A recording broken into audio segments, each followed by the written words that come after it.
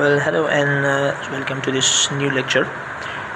हम basically class Aves के बारे में पढ़ रहे थे, तो यहाँ से हमारा लेक्चर जो है वो स्किप हो गया था। तो हम बात कर रहे थे एक्चुअली स्टर्नम के बारे में, ठीक है। तो हमने कहा था कि जो क्लास रेटेटाई होता है और कार्नेटाई होता है, इसका जो स्टर्नम है वो रैफ्ट लाइक होता है, बिल्कुल फ्लैट स्टर्नम होता है। मैंने आपको डायग्राम भी दिखा दी थी पिछली वीडियो में। तो जो फ्लाइंग बर्ड्स होते हैं उनका जो स्टर्नम होता है, जो चेस्ट बोन होती है, वो इस तरह नुकीली होती है, सिंगल होती है, जस्ट लाइक दिस। और जो रेटेटाई होता है उनकी जो स्टर्नम होती है वो होती तो इसी तरह है, लेकिन फ्लैट बोन होती है, उसकी चौड़ाई जो है वो ज़्यादा होती है, पूरे आगे की चेस्ट को कवर कर रहा होता है। और इनके चेस्ट में एक और डिफरेंस क्या होता है कि इनकी जो स्टर्नम होती है तो उनके साथ मसल्स जो है वो सही तरह से अटैच नहीं हो पाते। उनके पास मसल अटैचमेंट के लिए पॉइंट बोन्स के अंदर कोई जगह नहीं होती सही से एक्चुअली। अच्छा, एक मसल का नाम आपने याद रखना है, ये आपकी वैसे बुक में शायद नहीं हो, लेकिन फिर भी आप याद रख लें। जो पेक्टोरल मसल्स, वो मसल्स जो बर्ड्स फ्लाइंग उड़ान में यूज़ करते हैं, उड़ते हुए यूज़ करते हैं, जिन मसल्स को उन्हें पेक्टोरल मसल्स कहा जाता है। बेसिकली पेक्टोरल मसल्स छाती के मसल्स को कहते हैं, ठीक है, पेक्टोरल मसल्स। ये पेक्टोरल मसल्स बर्ड्स के अंदर स्टर्नम से अटैच होते हैं। अब क्योंकि इनकी जो स्टर्नम है, जो ये वाली जो फाइलम है, सब क्लास है, क्लास रेटेटाई, इनकी जो स्टर्नम है वो फ्लैट है और उस पर ये मसल सही से अटैच नहीं हो पाते, तो इस वजह से इनकी फ़्लाइट में ये मसल्स इतना हेल्प नहीं कर सकते। और इनके पास जो है जो स्टर्नम होती है उनमें फ्लाइंग मसल्स, पेक्टोरल मसल्स सही से अटैच होते हैं। अटैचमेंट पॉइंट प्रोवाइड करती है स्टर्नम, जिसकी वजह से ये ईज़िली फ्लाई कर सकते हैं। इसके अलावा इनके मसल्स में एक और डिफरेंस भी है। इनकी जो फ्लाइटिंग मसल्स होते हैं क्लास रेटेटाई की, वो वीक होते हैं और इनके मसल जो हैं वो बहुत स्ट्रांगली डेवलप्ड होते हैं, जिसकी वजह से ये इनको एक और एडवांटेज मिल जाता है, जिनकी वजह से ये उड़ सकते हैं। एग्जांपल्स मैंने आपको लिख के दे दी है। ऑस्ट्रिच होता है, पेंगुइन, कीवी, ये सारे जो हैं आपके नॉन फ्लाइंग मसल्स हैं। और ये सारे चिड़िया, कौवा, स्पैरो, क्राउ एंड और भी आप एग्जांपल्स ले सकते हैं डेली लाइफ से जो उड़ सकते हैं। सो ये थी सब क्लासेस। अब हम कुछ अडेप्टेशंस की तरफ चलते हैं, अडेप्टेशंस पढ़ लेते हैं। जो क्लास एव्स हैं, जो बर्ड्स हैं, उन्होंने फ़्लाइट के लिए, उड़ने के लिए कुछ अडेप्टेशंस रखी हैं अपने अंदर, अडॉप्ट की हैं। उनमें से, उन अडेप्टेशन में से एक अडेप्टेशन ये है शेप ऑफ बॉडी। इनकी जो बॉडी शेप होती है वो इस तरह की स्पिंडल शेप होती है, from front end from back की। इस तरह से इनका जो बॉडी एरिया होता है वो इस तरह कम होता है। इनसे इनको क्या फ़ायदा होता है? फॉर एग्जांपल, इनकी जो कोई बर्ड है वो इस तरफ फ्लाइट कर रहा है, उड़ रहा है, तो जो सामने से एयर होती है, जो एयर फ्रिक्शन है, वो एयर यहाँ से होके इस तरफ ऊपर की तरफ चली जाती है और ये नीचे की तरफ आ जाती है और ये पीछे, जिसकी वजह से इसको basically which have advantage that less resistance two of air while fly. इनको जो मैं बात कर रहा था फ्रिक्शन के बारे में। ये जो बॉडी शेप है, इनकी वजह से इनको उड़ते टाइम एयर फ्रिक्शन बहुत कम महसूस होती है, क्योंकि एयर इस तरह से फ्लो हो जाती है पीछे की तरफ, जिनकी वजह से इनको इतनी ज़्यादा रेजिस्टेंस फेस नहीं करनी पड़ती। ये एक अडेप्टेशन करेक्टर है जिसकी वजह से इनको इतना मसला नहीं होता। इसके बाद इनका जो वेट है, बॉडी वेट है, उसमें सबसे पहले तो इनकी जो बोन्स है वो हॉलो बोन्स हैं, जिनको न्यूमेटिक बोन्स कहा जाता है। इनकी वजह से इसका टोटल बॉडी वेट कम हो जाता है। सो अगेन इनको फ्लाइट में, उड़ने में आसानी होती है। और कुछ ऐसे बॉडी ऑर्गन्स हैं जो इनके अंदर एडल्टहुड में डिसअपियर हो जाते हैं एम्ब्रियोनिक लाइफ के बाद। उनमें एक ऑर्गन तो है ओविडक्ट और एक ओवरी। ओविडक्ट, ओवरी बेसिकली वो ऑर्गन है फीमेल बर्ड्स का जिनके अंदर फीमेल स्पर्म्स की, फीमेल जर्म सेल्स की प्रोडक्शन होती है और वो इस डक्ट की मदद से फिर ओवरी से बाहर आती है। तो जो बर्ड्स हैं उनके पास यूजुअली एक ही ओविडक्ट और एक ही ओवरी बाकी रह जाती है। जो एक दूसरा पेयर है, पेयर का जो दूसरा हिस्सा है वो डिसअपेयर हो जाता है और इसके साथ साथ इसका यूरिनरी ब्लैडर भी डिसअपेयर हो जाता है।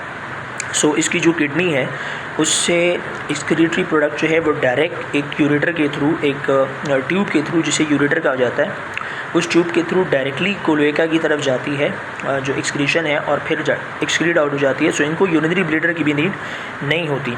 सो ये भी एक एक्स्ट्रा वेट है जिसकी वजह जो कम हो जाता है। अच्छा जी, ड्यू टू डिक्रीज वेट क्या हो जाता है, इन सब कंडीशन से इनको फ़्लाइट में आसानी हो जाती है। इसके बाद कुछ कैरेक्टर्स और भी है। एक कैरेक्टर क्या है, इन्होंने अपने 4 लिम्स को क्या कर दिया, विंग्स में डेवलप कर लिया है। एनर्जी रिक्वायरमेंट, अगर हम इनकी एनर्जी रिक्वायरमेंट्स की बात करते हैं तो आप देख सकते हैं कि they need high energy to fly. अब जाहिर सी बात है, उड़ रहे हैं तो इनको हाई एनर्जी चाहिए। इसकी वजह से इनको जो ऑक्सीजन की सप्लाई है, एनर्जी और ऑक्सीजन इनको रिच चाहिए होता है, जिनकी वजह से इनका सर्कुलेटरी सिस्टम जो है वो एक्स्ट्रा ऑर्डिनरी है। ब्लड सप्लाई के अंदर बहुत सारा ऑक्सीजन होता है और उस सप्लाई की वजह से इनका मेटाबॉलिज्म भी बहुत तेज़ चलता है। ठीक है, तो एनर्जी रिक्वायरमेंट को अच्छा करने के लिए इनको रेस्पिरेटरी सिस्टम और सर्कुलेटरी सिस्टम को इन्होंने डेवलप कर लिया है अच्छे से।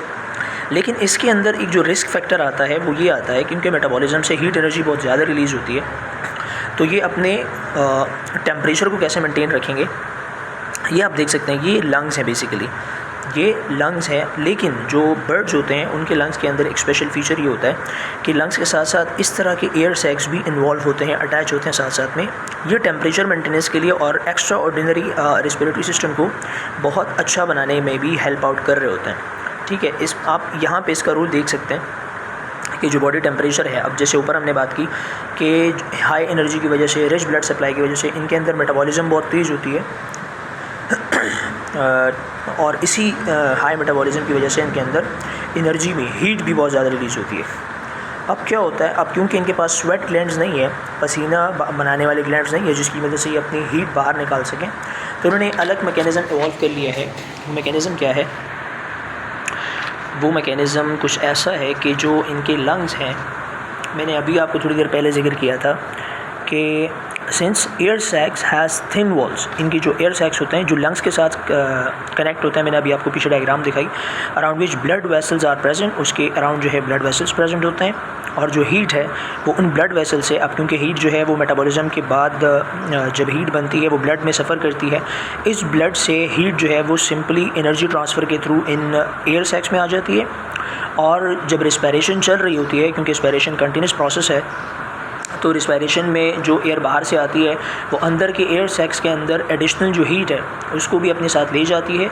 और इन केस जब बर्ड्स जो हैं वो दोबारा एक्सपायरेशन करते हैं, हवा बाहर की तरफ निकालते हैं रिस्पायरेशन में, तो ये एक्स्ट्रा हीट भी वो इसी लंग्स की मदद से एयर सैक्स के अंदर जो हवा मौजूद है, जो इनहेलेशन उन्होंने की है, उसी हवा की मदद से वो अपनी जो हीट है वो एडिशनल हीट वो सांस के साथ ही बाहर निकाल देते हैं।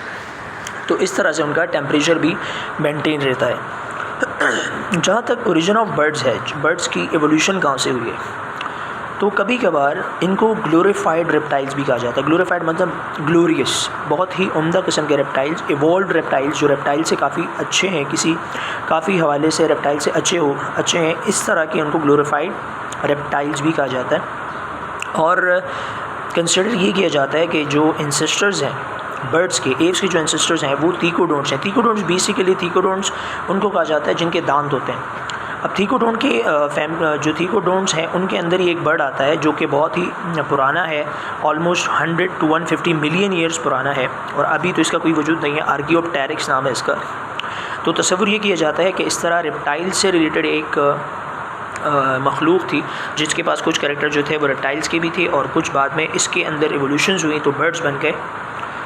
ये एक ऐसी तख्लीक है जिसके पास कुछ कैरेक्टर्स रेप्टाइल्स की तरह के होते हैं और कुछ कैरेक्टर्स इसके पास बर्ड्स की तरह के होते हैं। इसके पास बर्ड्स की तरह एक चोंच होती है, बीक होती है, लेकिन रेप्टाइल्स की तरह उस बीक के अंदर दांत भी हैं।